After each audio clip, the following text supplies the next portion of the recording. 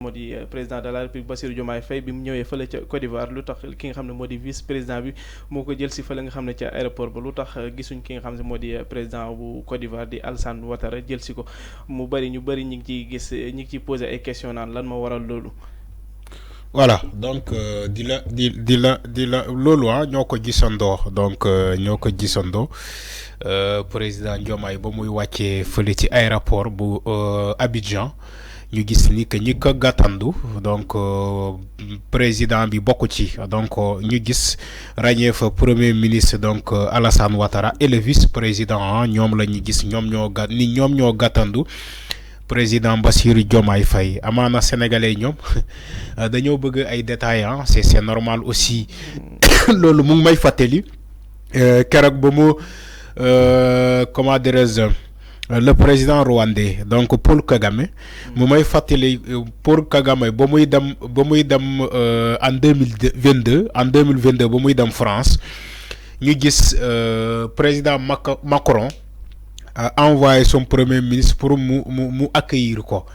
de quel loolu métti woon na Paul Kagame ba métti fu mu métti ci yam boolew ci wax mu ne garaawul mu dem amal lu muy amal ak président Macron ba pare mu daal di ñibbi après par la suite Macron aussi moom mu programmé ñëw au Rwanda Paul Kagame ce qu'il a fait quand moom Macron ba mu ñëwee Rwanda au lieu que moom mu ñëw gàttandu ko ci aéroport bi mu defaat encore la même chose comme Macron lu mu ko defoon en France mooy maanaam dafa yónni son premier ministre mu dem accueillir ko au niveau de l'aéroport de Kigali maintenant tey Alassane Ouattara def na ko am na ñoo xamante ne sax dañuy ne non état de santé moo ko mayul moo ko permettre yeneen déplacement yi non patati patata voilà ba war a tax mu yónnee son premier ministre ou bien son vice-président mu ñëw accueillir le président sénégalais d'accord loolu beneen alibi la bu ñuy soutenir mais man loolu amul solo xam nga lu am solo mooy luy tukkee ci rencontre boobu luy tukkee ci visite boobu man loolu moo intéressé je crois que loolu moo war a intéresser sénégalais et les ivoiriens loolu moo ñu war a intéresser mais c'est pas parce que le président Diomaye n'a pas été accueilli par Alassane Ouattara. Voilà, les gens en font un débat. Moi, je ne vois pas un débat là-dessus. Maintenant, si ça dérange à ce point Bassirou Diomaye Faye, il peut attendre. Si Alassane Ouattara, je sais qu'il ne va pas venir. Peut-être ñi naan dañoo restreindre ses déplacements wérgu yaramam moo ko mayul ba tax na fépp fu mu mën a dem day yónnee souvent son premier ministre wala son vice-président maintenant bu fekkee métti na à ce point Bassirou Diomaye Faye toutefois Alassane Ouattara bu bëggee ñëw Sénégal mu def ko comme Paul Kagame il y a rien de mal dans ça maintenant ça va nous intéresser trop ci seen rencontre. D'une part,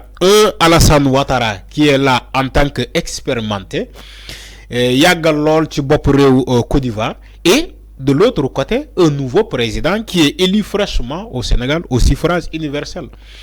Boo xamante ne Sénégalais yépp ñoo ko voté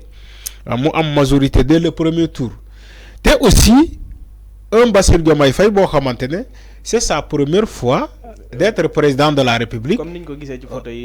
Voilà ni mu ko accueillir nii. Voilà est-ce que mënu ko woon dem fële ci aéroport. non xam nga Pape Mor loolu ay détails la yoo xamante ne les gens peuvent s'attarder ci war na dem aéroport même si man dama jàpp ni en tant que président ak président bu fekkee mënoon a dem accueillir ko au niveau de l'aéroport c'est normal. Maintenant loolu beneen détail la boo xamante ne man je n'aime pas tellement bëgguma ci soobu trop man daal li ñuy boole avec la Côte d'Ivoire man moom loolu moo ma ñor loolu moo ma intéressé je crois que sénégalais yi bëri loolu la ñuy xaar lu tukkee ci seen rencontre bi diggante ces deux chefs d'État parce que ça va être important parce que un président bu s'appelle Diomaye boo xamante ne amul expérience trop ci ni ñuy manager mooy maanaam ay demalante bitim réew les relations entre les pays et aussi la diplomatie mu ngi koy doog a incarner alors que Alassane Ouattara il a de l'expérience je crois il est à sa 3e mandat avec la Côte d'Ivoire maintenant Bassirou Diomaye Faye bu ñëwee il faut que moi am un discours bu muy aborder son comment dirais-je son aîné Alassane Ouattara tey papam la parce que boo jëlee ci wàllum politique géostratégiquement wala boo jëlee ci wàllum manager gouverner un pays mën naa ne Alassane Ouattara mooy papa Bassirou Diomaye Faye maintenant bu fekkee ci gis-gis la c'est pas la même chose Alassane Ouattara mën na nekk ancien ba pare kii le nouveau mu gën a am gis-gis de développement de la sous-région que Alassane Ouattara bul fàtte que Alassane Ouattara et Macky Sall dañ leen doon jiiñu ni que ñoom France lañ fi nekkal ay France la ñuy liggéeyal ils sont là pour l'impérialisme français muy continuer di wéy en Afrique alors que de l'autre côté gis-gis Diomaye il a dit ñoom ils sont là pour la rupture ils sont là pour la rupture mooy maanaam dagg buum jaam ji maanaam jëlee fii l'impérialisme français là où ça va être très intéressant avec de l'autre côté Alassane Ouattara qui incarne le système comme Macky Sall lu mu ko nekkee woon au Sénégal de l'autre côté Bassirou Diomaye Faye qui va rendre visite à quelqu'un qui est là pour le système français et lui il est là pour l'antisystème. Maintenant les Sénégalais aimeraient tellement être curieux pour xam lan lañu ces échanges entre ces deux hommes là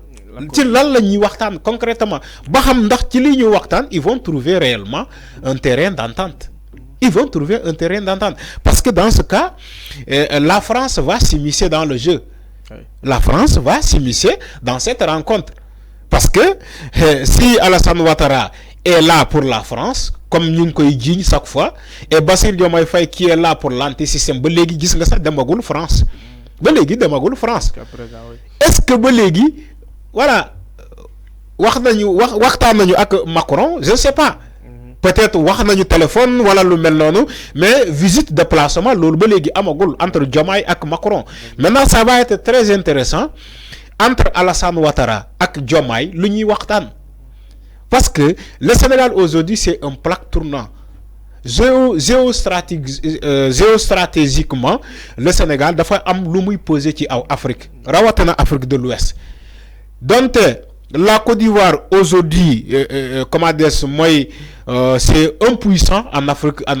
c'est un pays puissant très puissant même d'ailleurs en Afrique de l'Ouest.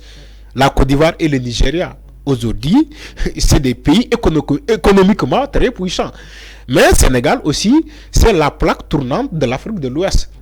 Munoo def benn politique de développement en Afrique sans consulter le Sénégal parce que géostratégiquement nee naa la Sénégal il pèse lourd en Afrique moo tax ça va être très intéressant entre Alassane Ouattara et Diomaye bon xam naa fii d'ici la fin de la soirée ñun en tant que journaliste dinañu am aperçu à peu près ci lu ñu waxtaane ces deux personnes les sujets yu ñu abordé parce que day intéresser et les Ivoiriens et les Sénégalais parce que aussi il faut que ça change. Pape Mor, il faut que l'Afrique bouge parce que on doit bouger. On ne peut pas rester là à observer ou bien à être là pour la France. On ne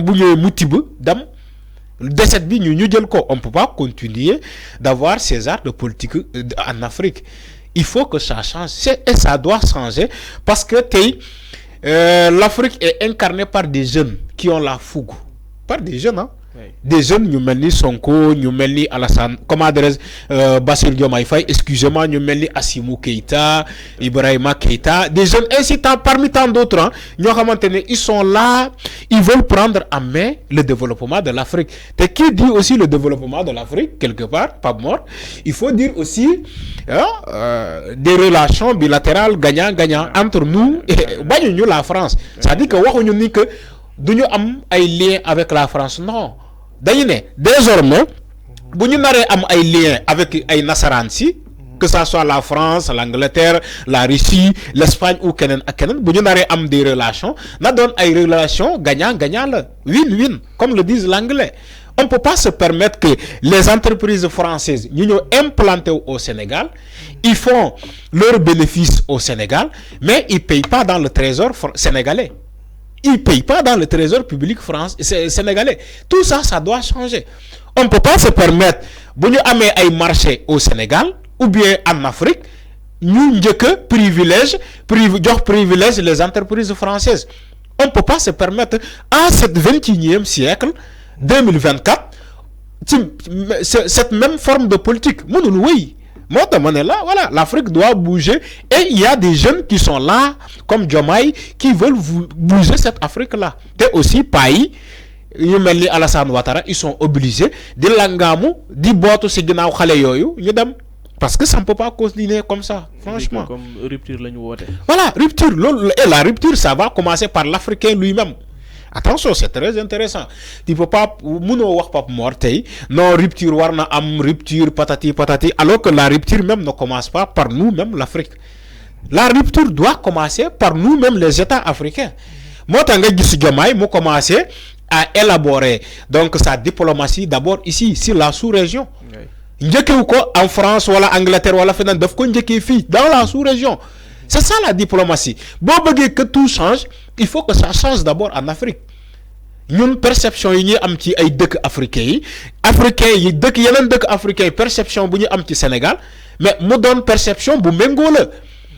ñun bu ñu amee comment dirais-je demalante bu ñu war a def ak Mali rataxal suñu diggante ak Mali rataxal suñu diggante ak Gambie ak Mauritanie ak Guinée et consort le reste de l'Afrique dafa war a njëkkee fii la diplomatie bi bu ñu ko bëggee dëgëral il faut que d'abord mu commencer dëgër en Afrique balaa muy jéegaani dem bitim réew foofu la ñuy waxee moo tax quand Bassirou Diomaye Faye pose ses jalons d'abord d'une diplomatie d'abord panafricaine commencer ko d'abord dooree ko fii d'abord en Afrique mais on doit saluer ça on doit le saluer parce que tous les présidents qui se sont succédés au Sénégal Pape Mor mais depuis Abdou Diouf Senghor en passant par Abdoulaye Wade ba ci Macky Sall mais bu ñu faluwee seen première visite c'est à l'étranger en Europe en Europe lañ doon def seen visite